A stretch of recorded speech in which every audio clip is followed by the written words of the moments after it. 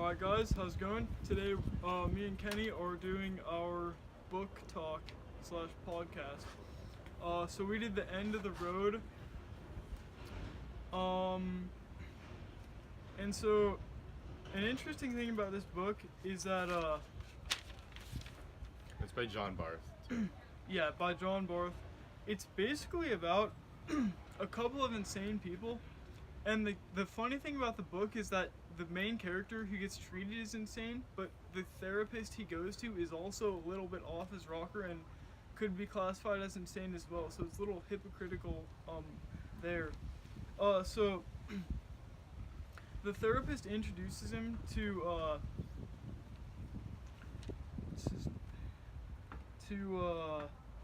Rennie and her husband, whose name is Joe.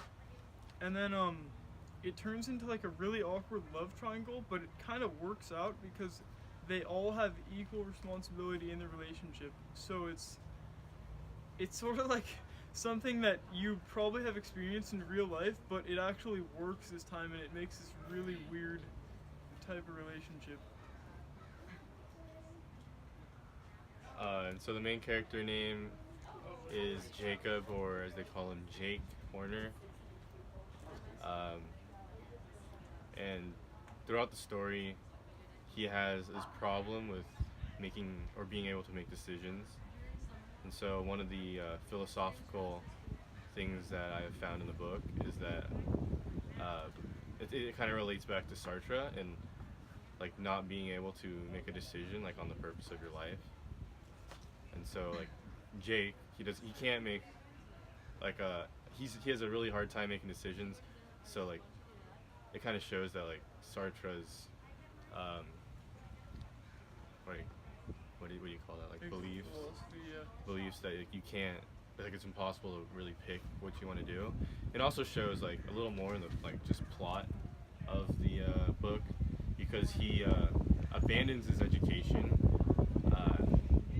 to, I forgot, what did he do? Do you remember? He leaves his wants education. to travel. He wants to just like travel around the world and be like a vagabond kind of. And then that shows like his inability to decide, because he just abandons his education that he's already been in for a while, and he's 28 years old, so he's been in his education for a while, and he just abandons it, which kind of shows like his indecisiveness and how like we can't really choose our purpose in life. Yeah, so one of the things that I noticed was the problems with existentialism that were demonstrated in this book. So, they used a thing called mythotherapy, or what was it, cosmopsis, which is basically where you like visualize yourself with a certain identity and work towards it.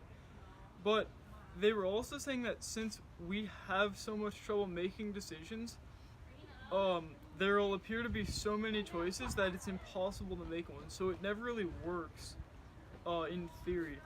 I also find it interesting that since they're nihilists, it's about like the problems with nihilism. Also, it struck me as weird that they care about masking the ego in mythotherapy because I guess there's two sides to nihilism, where you kind of have to like strip yourself of your ego, but it can also lead to be like, in order to do that, you have to treat the ego and like satisfy it, I guess. Yeah, going along with the masks, Rennie, Joe's wife, looks or like spies on Joe to see if like he's wearing like a mask in his life, and like kind of masking his true identity and who he actually is. And when she does, she finds out he does all these things that she doesn't really like about him, and then it changes her view of him. And that kind of brings up an interesting point, or like interesting philosophy and stuff, of like asking about like the masks, and are we truly ourselves around other people, and like is it right to like change ourselves around different people and be different people around like your friends, your family, because we all do it, but is it right? And what extent should we all do it to? Yeah, it's almost like what McGuire did his seminar paper on. It's kind of a like you're kind of asking like what is really at the core of a person if they if you see them in a bunch of different aspects of their life. And I think that's perfectly normal. Most people have a bunch of different kind of suits they put on, I guess, but I think in most cases it's how you act in every situation is like a manifestation of what's really inside of you. I mean, every type of personality will react differently to different situations.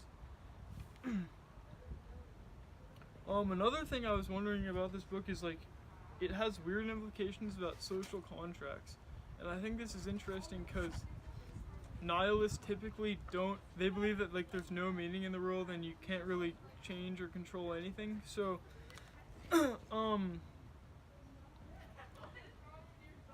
it just struck me as weird because I feel like I guess it's just nihilism. They're breaking so many traditional social rules in this book, and it's really hard to get past that when you start reading it, but I think a lot of it lies in kind of putting those differences aside and focusing on just how insane some of the characters are and all their philosophical shortcomings.